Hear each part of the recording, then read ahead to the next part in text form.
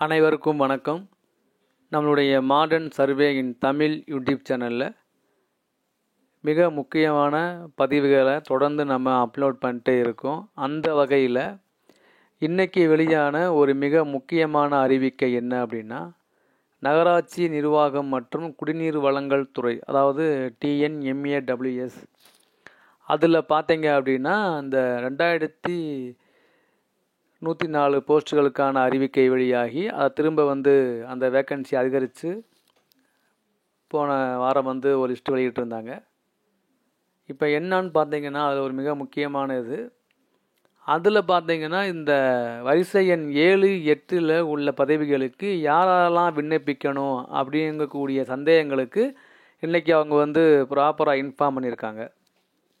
அது என்னென்னு பார்த்தீங்கன்னா, அதில் ஒரு 15 விதமான வேக்கன்சி இருக்குது. ஏஇ, ஜேஇ, அப்புறம் நம்ம ஏஇலே சிவில், மெக்கானிக்கல், அப்புறம் எலக்ட்ரிக்கல், இந்த மாதிரி பலவிதமான பதவிகள் இருக்குது.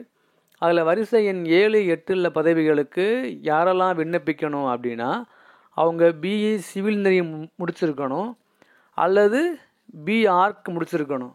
அதோடு சேர்த்து பிளானிங், அதாவது மாஸ்டர் ஆஃப் பிளானிங் முடிச்சிருக்கணும். அவங்க மட்டும்தான் அப்ளை பண்ண முடியும். அதோட பட்டப்படிப்பு தரநிலையில் டவுன் பிளானிங் பாடத்தை அவங்க எக்ஸாம் எழுதலாம் அப்படின்னு போட்டிருக்காங்க. புரிஞ்சுங்களா? ஸோ அப்போ இந்த வரிசை எண் 7, 8 உள்ள பதவிகளுக்கு யாரெல்லாம் விண்ணப்பிக்கணும்னா, அவங்க பிஇ சிவில், பிஆர்க்கு மட்டும் இருந்தால் பத்தாது. அவங்க அதோடு சேர்த்து பிளான் கண்டிப்பாக அதில் தேர்ச்சி பெற்றவர்கள் மட்டும் சொல்லிட்டாங்க. அதனால் அவங்க மட்டும்தான் விண்ணப்பிக்க முடியும். அதே மாதிரி அவங்க என்ன எக்ஸாமுக்கு அவங்க அப்ளை பண்ணலாம்னா, அவங்க பட்டப்படிப்பு நிலையில் உள்ள டவுன் பிளானிங் கோட் நம்பர் 104 அதைத்தான் அவங்க தேர்வு செய்யணும். அப்போ எல்லோரும் ஏஇ எக்ஸாம் எழுதுகிற மாதிரி அவங்க இந்த ஏஇ எக்ஸாம் எழுத முடியாது. அவங்க பட்டப்படிப்புக்குன்னு உள்ள கோட் நம்பர் 104 டவுன் பிளானிங் எக்ஸாமை தான் அவங்க எழுத முடியும்னு சொல்லியிருக்காங்க. இதை டீட்டெயிலாக அவங்க அனௌன்ஸ் பண்ணியிருக்காங்க. சரி, இப்போ இந்த வரிசை எண் 7, 8 என்னென்ன ஜாப் இருக்குது அப்படின்னு பார்த்தீங்கன்னா, வரிசை எண் 7 என்னென்னா ஏஇ பிளானிங், 8 என்னென்னா down planning officer grade 2. So அதை இப்போ உங்களுக்கு நான் காட்டுறேன், உங்களுக்கு ஞாபகம் வச்சுக்கோங்க. வரிசை எண் 7 மற்றும் 8 இதுதான் பார்த்தீங்கன்னா அந்த இதனுடைய ஃபஸ்ட்டு வெளியான அறிக்கை. உங்களுக்கு தெரியும். இதில் பார்த்தீங்கன்னா வரிசை எண் 7 என்ன போட்டிருக்குன்னு பாருங்கள், அசிஸ்டண்ட் இன்ஜினியர் பிளானிங் கார்பரேஷன்.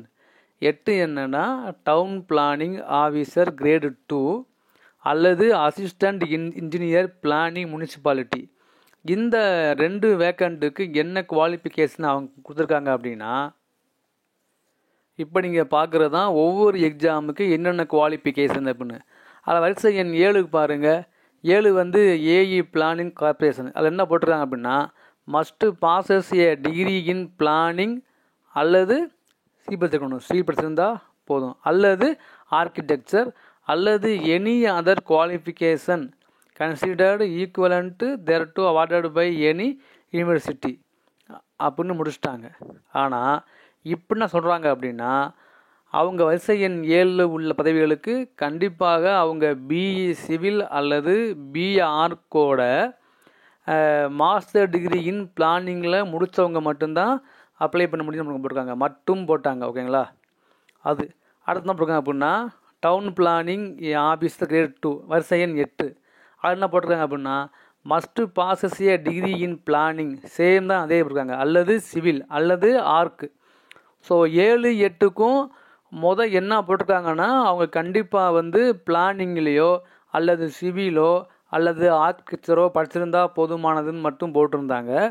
ஆனால் இப்போ என்ன போடுறாங்க அப்படின்னா, அதோட மட்டும்லாம் இருக்காங்களே, இதில் யாருக்கு அவங்க முன்னுரிமை கொடுப்பாங்க அப்படின்னா, இதில் மாஸ்டர் டிகிரி பிளானிங் முடிச்சிருந்தா விண்ணப்பிச்சிருந்தா அவங்களுக்கு நாங்கள் முன்னுரிமை கொடுப்போம் போட்டிருக்காங்க.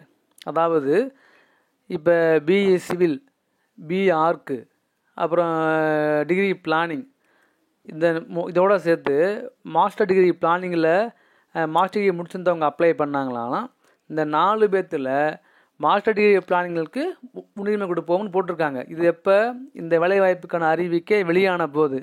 ஆனால் இன்றைக்கி வெளியானதில் என்ன அவங்க போட்டிருக்காங்க அப்படின்னா, நீங்கள் பிஇ சிவில் முடிச்சிருந்தாலும் பிஇ ஆர்க் முடிச்சிருந்தாலும் பிரச்சனை கிடையாது. ஆனால் அதோடு சேர்த்து மாஸ்டர் டிகிரி இன் பிளானிங் முடிச்சிருந்தால் மட்டும்தான் நீங்கள் விண்ணப்பிக்க முடியும் அப்படிங்கக்கூடிய அறிவிக்கையை இன்றைக்கி அவங்க வெளியிட்டிருக்காங்க.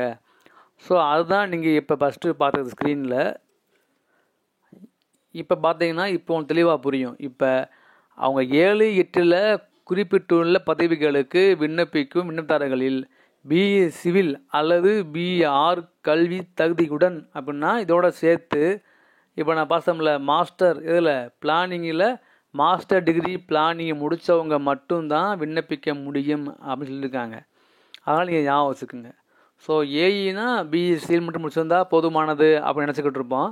ஆனால் இந்த ஏஇ பிளானிங்லேயும் டவுன் பிளானிங் ஆஃபீஸர் கிரேடு 2லையும் நீங்கள் பிஇயோட சேர்த்து மாஸ்டர் டிகிரி இதை பிளானிங்கில் முடிச்சிருந்தா மட்டும்தான் நீங்கள் விண்ணப்பிக்க முடியும். அது மட்டும் இல்லாமல் அவங்க டவுன் பிளானிங்கிற அந்த பேப்பரை மட்டும் அவங்க செலக்ட் பண்ணால் போதுமானது அப்படின்னு இன்றைக்கி இந்த முனிசிபல் டிபார்ட்மெண்ட் வெளியிட்டிருக்காங்க. இதுதான் இதில் உள்ள விளக்கம். ஸோ இதை நீங்கள் ஞாபகம் வச்சுங்க. இந்த இதை எனக்கு ஷேர் பண்ண நம்முடைய யூடியூப் சேனலில் ஃபாலோ பண்ணக்கூடிய நண்பர்களுக்கு என்னுடைய நன்றிகள். ஒவ்வொரு அப்டேட்டும் நம்ம அதுக்கு உண்டான ப்ராப்பராக சொல்லணும் தான் நம்ம வெயிட் பண்ணி போடுறது. ஸோ இதுக்கு முன்னால் நான் ஒரு வீடியோ போட்டிருக்கேன் ப்ரீவியஸாக. அதில் இந்த எக்ஸாமில் யார் என்னென்ன சந்தேகங்கள் கேட்டிருக்காங்களோ அதெல்லாம் தொகுத்து போட்டிருக்கேன். ஸோ அதெல்லாம் நீங்கள் முழுமையாக பாருங்கள். மேற்கொண்டு உங்களுக்கு சந்தேகங்கள் இருந்தால் அதையும் நீங்கள் கேளுங்க. நம்ம ப்ராப்பராக அந்த டீட்டெயில் கலெக்ட் பண்ணி நம்ம வீடியோ போடலாம். தேங்க்யூ.